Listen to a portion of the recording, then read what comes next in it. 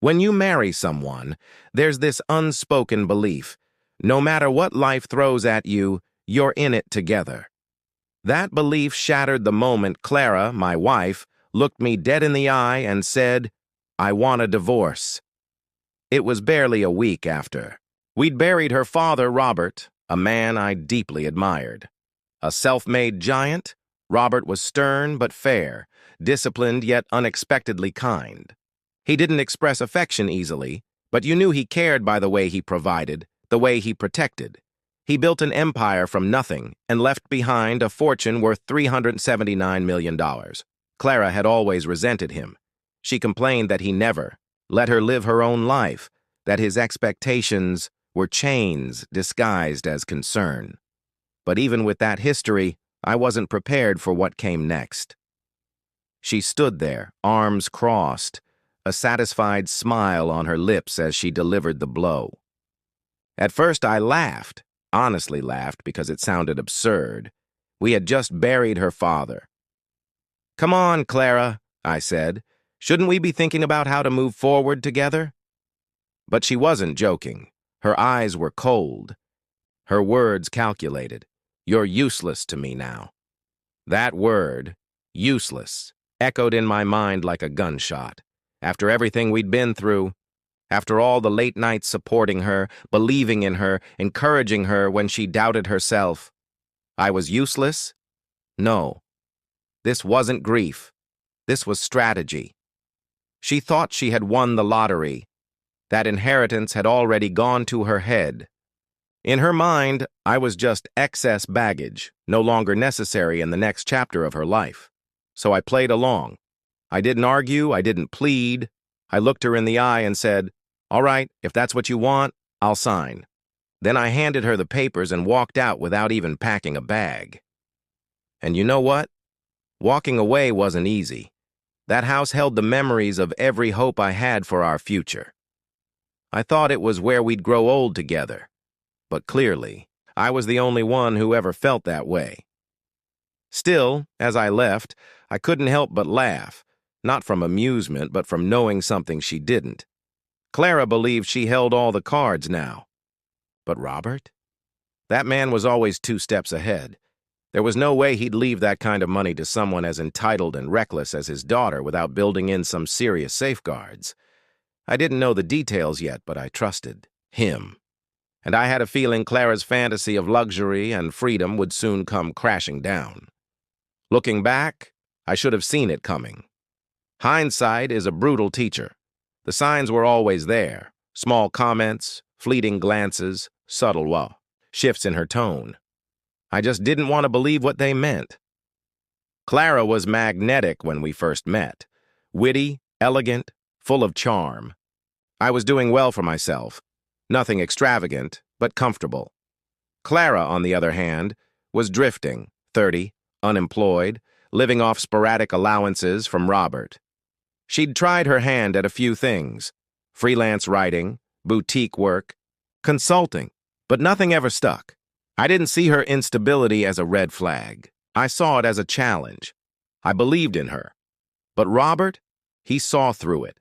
I remember when he looked me in the eye and said, "Take care of her. She needs stability." I promised him I would. But Clara didn't want stability. She wanted a shortcut. After we got married, she made no effort to contribute.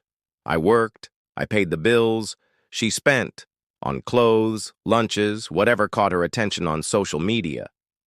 Every now and then she'd talk about a new project or job, but nothing ever materialized.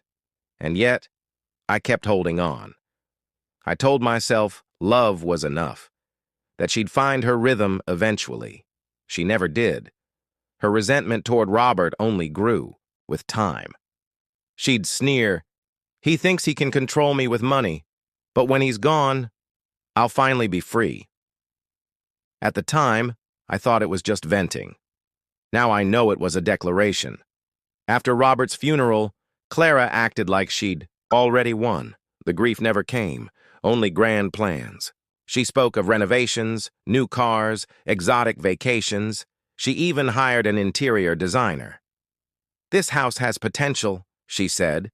suddenly seeing luxury where she used to see boredom. Then came the moment that broke it all. "I think it's time we go our separate ways," she said casually, as if ordering coffee. "Why?" I asked. "Let's not make this harder than it has to be. You've been great, but I don't need you anymore." Indispensable. That was the word she used, like I was an appliance she could upgrade. I had been her rock, her provider, her believer. But now, because she thought she had a fortune, I was a relic. So I signed the papers, quietly, calmly, and as I left, I felt something unexpected, peace. Because the truth is, Clara never wanted a partner. She wanted a sponsor, a stepping stone, a safety net. And while she celebrated what she thought was freedom, I walked away knowing something she didn't. The money she was banking on, it came with strings she hadn't seen yet. And when those strings pulled tight, I wouldn't be there to untangle them. Without her. Before I handed the papers back, I paused and looked her in the eye. "Just one piece of advice, Clara. Don't regret this later." Her lips curled into a sneer. "Trust me, I won't." She didn't even wait for me to leave. As I walked out the door, I heard her on the phone gushing about some luxury spa retreat she wanted to book to celebrate. Celebrate what exactly? Losing a husband who would have walked through fire for her? Gambling her entire future on an inheritance she hadn't even read the fine print on? But I let her have her moment. Let her revel in her supposed victory. After all, what Clara didn't know, what she couldn't know, was that the $379 million she was banking on wasn't exactly what she thought it was. And soon enough, reality would come knocking. You know that scene in movies where the villain is standing triumphantly at the top, only to realize the ground beneath them is crumbling? That's exactly what happened to Clara. It all unraveled when she met with Robert's lawyer. By that point, Clara was on cloud 9. She strutted into the lawyer's office like a queen at her coronation. Designer outfit, probably something. She bought with my money before the divorce, and that smug confidence, like the world owed her everything. I wasn't there, but I can picture it. Clara probably didn't bother with pleasantries. She was there for one thing, the $379 million she believed was her birthright. Mr. Grayson, the lawyer, was an old friend of Robert's. He'd handled the family's legal affairs for decades, and he wasn't one to suffer fools lightly. Clara didn't know that. "Let's cut to the chase, Mr. Grayson," I can almost hear her say.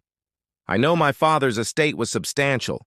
As his only child, I assume the bulk of it belongs to me. So if we could just finalize the paperwork, that would be great." Grayson, ever the professional, didn't react. Instead, he calmly handed her the will. "Have you read this document thoroughly, Mrs. Emerson?" he asked. Clara waved a hand. I glanced at it. "My father's estate is worth $379 million, correct?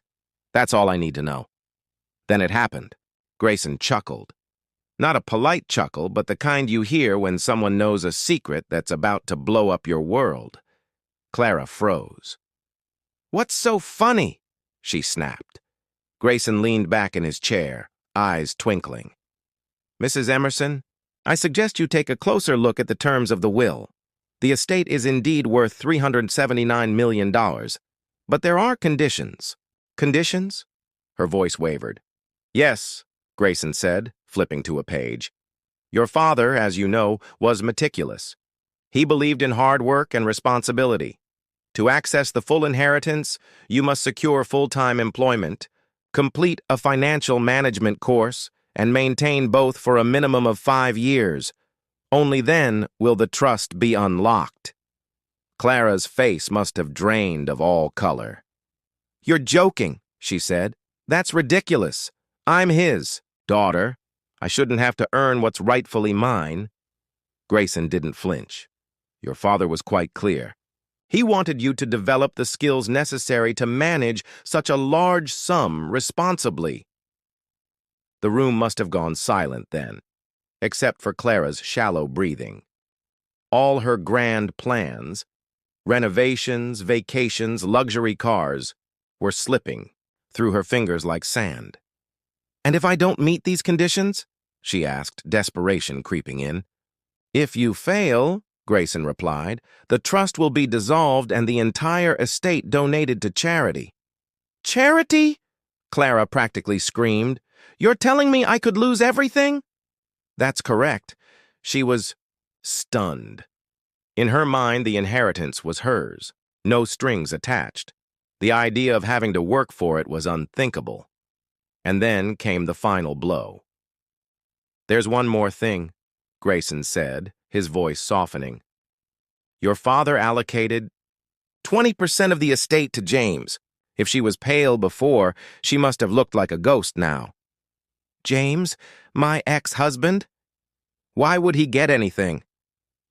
"Your father appreciated James's care and respect, particularly in his final years. He believed James demonstrated the values he hoped to see in you." Clara couldn't speak. She came expecting to walk away a millionaire. Instead, she left with a to-do list and a fraction of what she thought she deserved. As for me, I wasn't surprised when Mr. Grayson called. I could practically hear Clara's screeches echoing through the phone. Hearing Grayson lay it all out was satisfying. Not because I enjoy seeing people suffer. Okay, maybe a little. But because it validated everything I already knew. Let's rewind. Robert wasn't just a businessman. He was a strategist. Nothing was left to chance, not even his $379 million estate. He once told me over coffee, "James, money is like fire. It can warm you if you respect it, or burn you if you don't." I didn't realize then how true that was. Clara treated money like it was her birthright. Robert saw it differently. He didn't just leave her money, he left her a challenge, and a brutal one. "Your ex-wife didn't read the will, did she?" Grayson asked.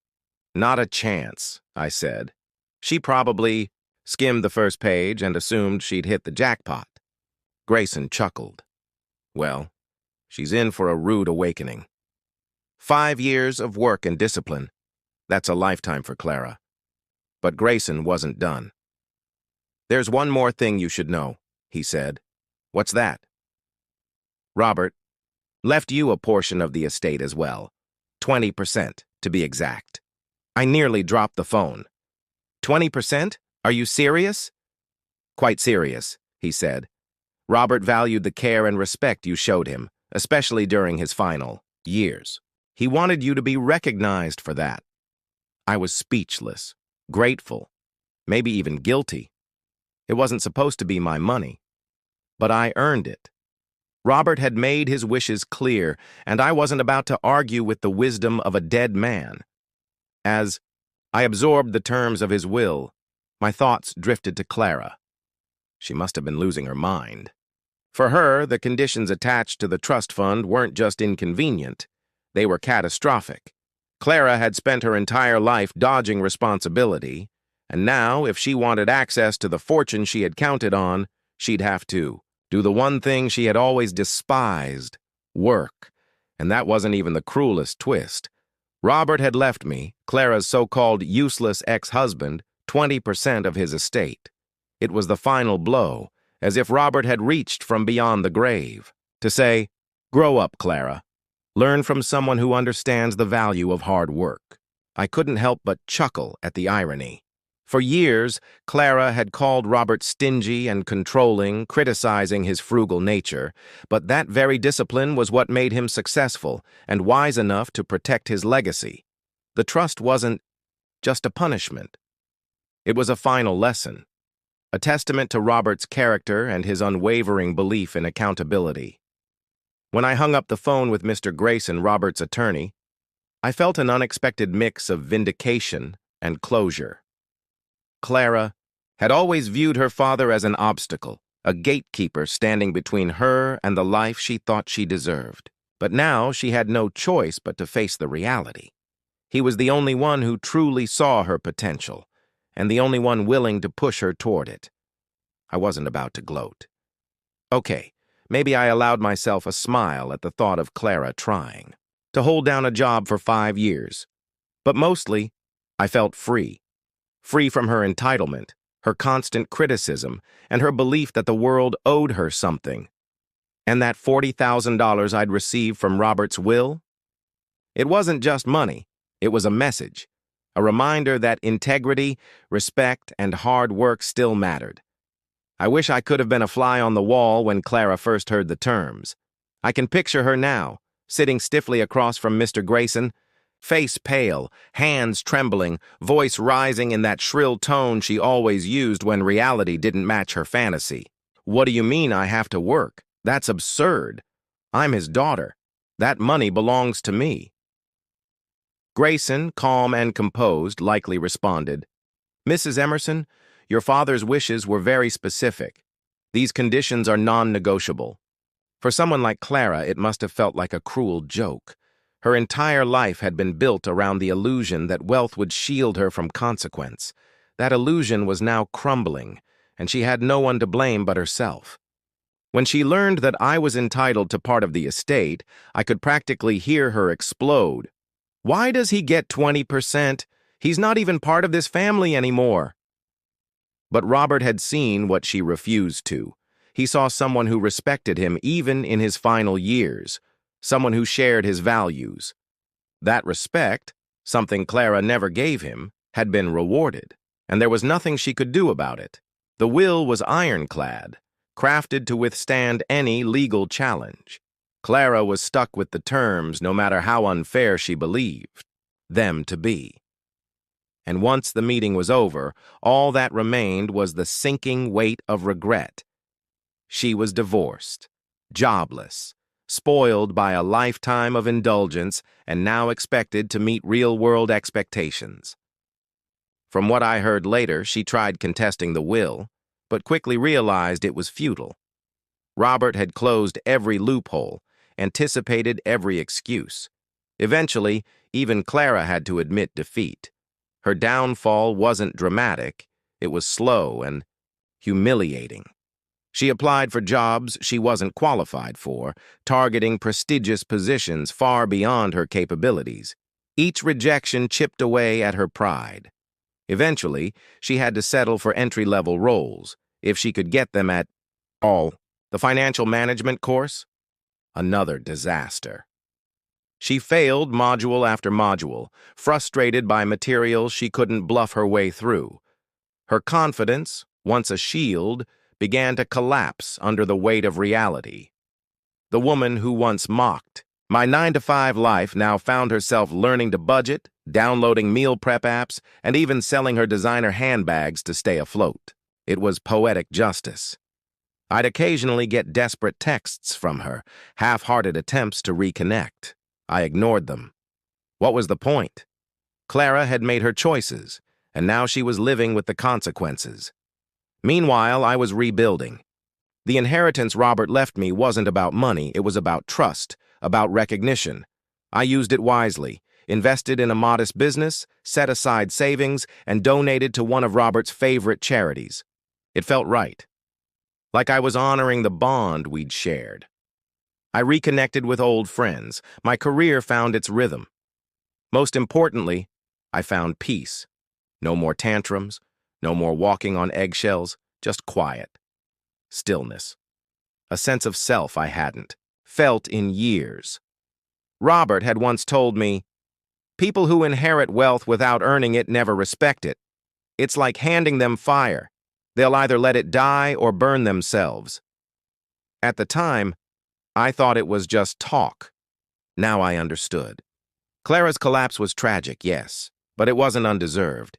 You can't spend your life riding on other people's efforts and expect to survive once the safety net vanishes.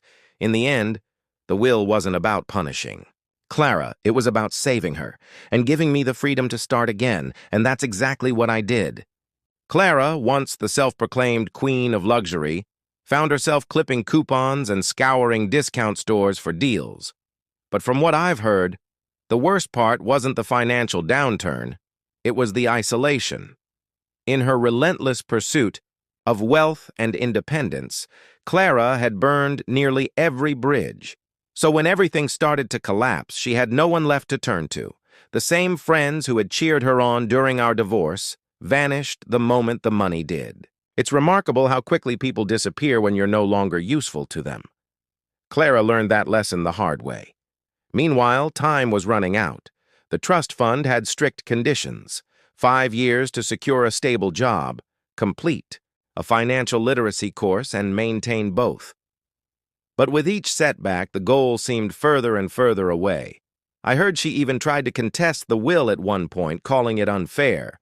But Robert had been thorough. There were no loopholes to exploit. She was stuck, and she knew it. Occasionally, I'd hear updates through mutual acquaintances. "She's struggling," they'd say. I never asked for details. I didn't need to. Clara's downfall wasn't something I took joy in. It was simply the natural outcome of the choices she made. Still, a part of me hoped the struggle might prompt her to grow up, to finally take ownership of her life. But deep down, I knew better. Clara had spent too long blaming others to ever truly confront herself. By the end of the first year, her life had unraveled. She was broke, jobless, and completely alone, clinging to the hope she could still turn it around. But the real tragedy wasn't that she failed to meet the conditions of the trust. It was that she failed to see the opportunity it represented. Robert's will wasn't just about money. It was about growth, about redemption. It was a chance for Clara to prove she was more than a spoiled, entitled heiress. Unfortunately, she wasn't ready, and by the time she realized it, it was too late. While Clara stumbled through the wreckage of her life, I began rebuilding mine. Walking away from that toxic marriage had been the best decision I ever made. It felt like a weight had been lifted. I could finally see the road ahead. The inheritance Robert left me, just 20%, wasn't life-changing in terms of numbers, but it gave me a sense of stability I hadn't felt in years. More than that, it felt like a validation of my values. I used the money wisely. I started my own consulting business. Nothing glamorous, but something I had always dreamed of. Years of experience in sales and management had prepared me, and finally I was working for myself. Watching the business grow was deeply fulfilling. My personal life blossomed too. Without Clara's constant negativity, I reconnected with old friends, built new relationships, and for the first time in a long while, I felt like I was truly living, not just surviving. Clara's decline, on the other hand, accelerated. By year 2, her efforts to find employment had stalled. Employers weren't eager to hire someone with no experience and an attitude of entitlement. And Clara wasn't willing to start from the bottom. The financial course? A disaster. Her disdain for discipline led to multiple failures before she eventually gave up. By year 3, her finances were in shambles. The money she once assumed would last forever was gone, spent on trying to maintain a lifestyle she could no longer afford. The house, the clothes, the luxury, it all disappeared. She moved into a small apartment and scraped by on what little remained. Her social circle collapsed too. The friends who had once celebrated her newfound independence vanished. When the perks did, alone and isolated, she had no one. I'd hear whispers now and then. "She's hit rock bottom," someone would say. I'd nod, smile politely, but the satisfaction I once imagined I'd feel never came. Clara wasn't part of my life anymore. She was a closed chapter.